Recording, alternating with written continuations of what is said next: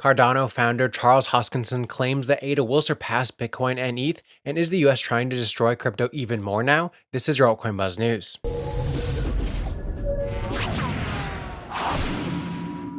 Hey, what's up everyone? My name is Cody Buffington. Make sure to like, subscribe, and turn on notifications so you know when I drop the latest content. Follow us on Twitter, AltcoinBuzzIO, and as always, this is not financial advice, and we wish you the best of luck in your crypto ventures.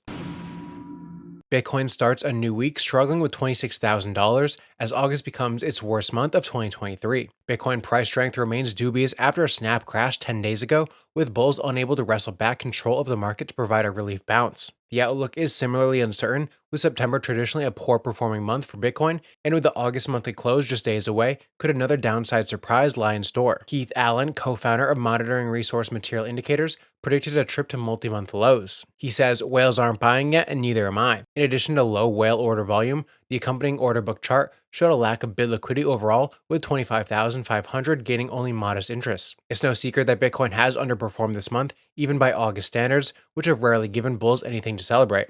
Bitcoin is down 11% this month, and with the weekly close just around the corner, anticipation is building among market observers. However, some believe that September could easily end up almost as bad based on historical precedent. Rect Capital on Twitter recently wrote, "Could Bitcoin crash to $22,000 in September?"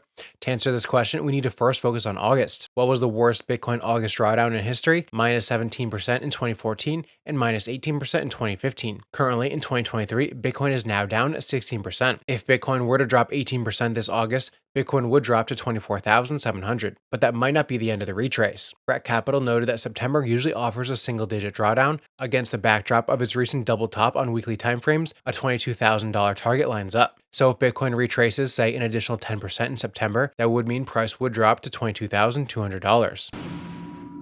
Several prominent crypto commentators have criticized the new crypto tax reporting rules recently put forth by the United States President Joe Biden. On August 25th, to catch crypto users avoiding taxes, the Internal Revenue Service, or IRS, proposed brokers follow new rules for selling and trading digital assets. The U.S. Department of the Treasury indicated that the proposed rules would make digital asset reporting similar to reporting on other assets. However, many in the crypto community believe that the stringent rules would push the crypto industry further away from the United States. Messari CEO Ryan Selkis was among those who responded unfavorably to the news, saying that if Biden secures re-election, the crypto industry will not flourish in the country. Likewise, Chris Perkins, president of the crypto venture firm CoinFund, holds the view that other countries have surged ahead of the US, and these rules will inevitably result in reduced innovation flowing into the country. Rather than resorting to harsh crackdowns, he believes simple and detailed rules allowing safe innovation across the crypto industry are needed. Meanwhile, others remain skeptical that neither Democrats nor the Republicans would adequately champion crypto interests in the United States. One user said, "I'm not confident that either party would be good for crypto, though it definitely feels worse now than it did last presidency." Another Twitter user pointed out that the new rules raise privacy concerns, saying the US's devotion to income tax means they can never accept private transactions on public ledgers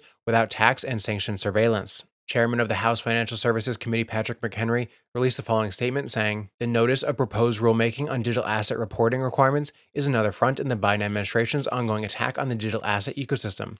The Biden administration must end its effort to kill the digital asset ecosystem in the United States and work with Congress to finally deliver clear rules of the road for the industry. I look forward to advancing my bipartisan solution, the Keeping Innovation in America Act, to fix these misguided reporting requirements, protect the privacy of the market participants, and ensure the digital asset ecosystem can flourish here in the United States." Now, it's hard to say exactly what's going to happen to crypto in the United States, but next year is going to be a big one with the next presidential election, and crypto will be the talking point of many politicians.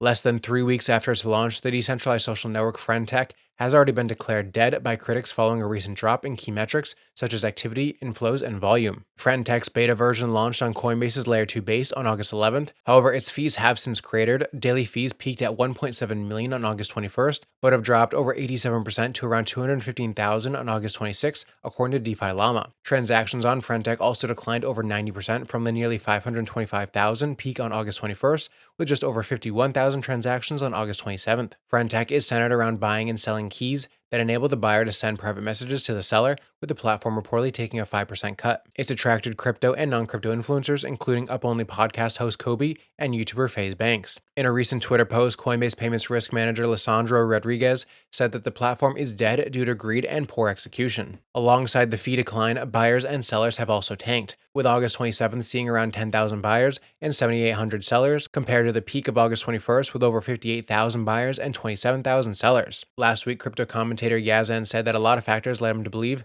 that Friendtech had between 6 and 8 weeks before it would see a decline in user key prices and activity. Yazan said the user key price increases were unsustainable and questioned why so many would pay upwards of 1 Ether to be able to see a private chat. The platform has drawn parallels to the 2021 app BitCloud, with Web3 marketer Legendary saying he believes Friendtech will collapse as BitCloud did. I personally think that with the very few market participants currently in the space, new platforms for people to make money quickly will continue to pop up as everyone is starved for movement. We saw it with the hamster racing just a few weeks prior, which was all the rage for just a weekend before people lost interest again. Anything that's popping up right now has a very small chance of success with how little money is flowing in crypto, so keep that in mind when investing in any of these projects.